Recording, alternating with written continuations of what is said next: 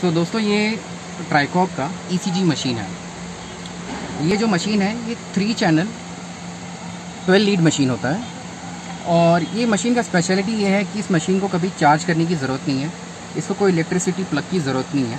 ये ready to go machine है, आप इसको कहीं भी यूज़ कर सकते हैं। ये मशीन चलता है आपके फ़ोन की बैटरी पर और उसकी बैटरी कंज्यूमर बहुत मिनिमम होती है।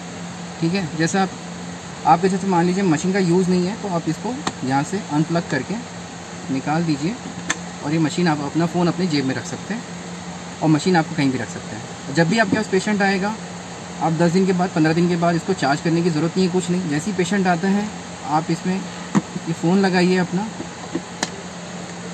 और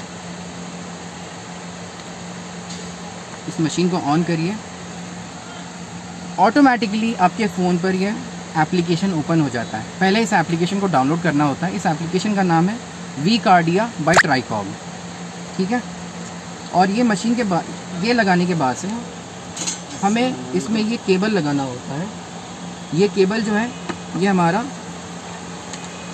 जो ऑलरेडी जो मार्केट में जो 3 चैनल के जो केबल्स होते हैं ये सेम वही केबल है। मैं आपको एक बार दिखा देता हूँ।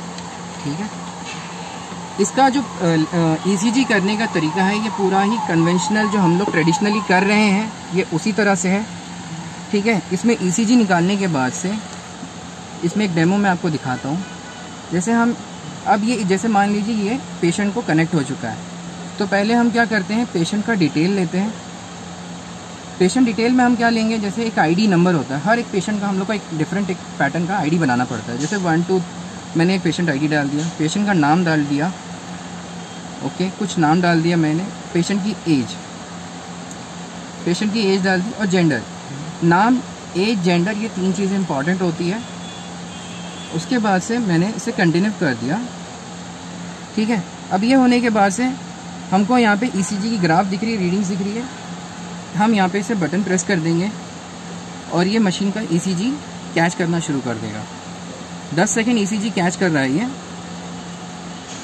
इस बीच में अगर आपका कोई फ़ोन आता है तो इसमें ECG को कोई इम्पैक्ट नहीं होगा।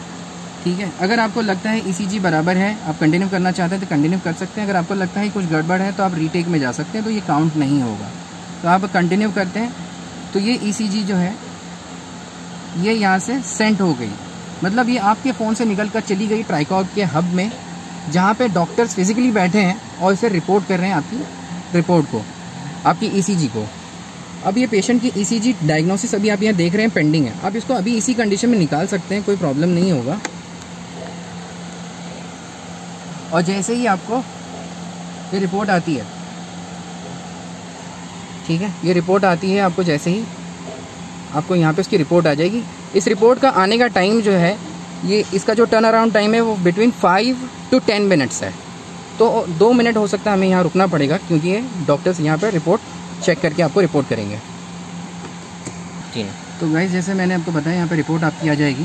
तो रिपोर्ट यहाँ पे नॉर्मल आई है, बट हम इसको अगर हम देखना चाहें A4 साइज़ पर, जैसे हम प्रिंट भी ले सकते हैं, तो यहाँ पर है। ठीक है, जिसमें आपको पूरा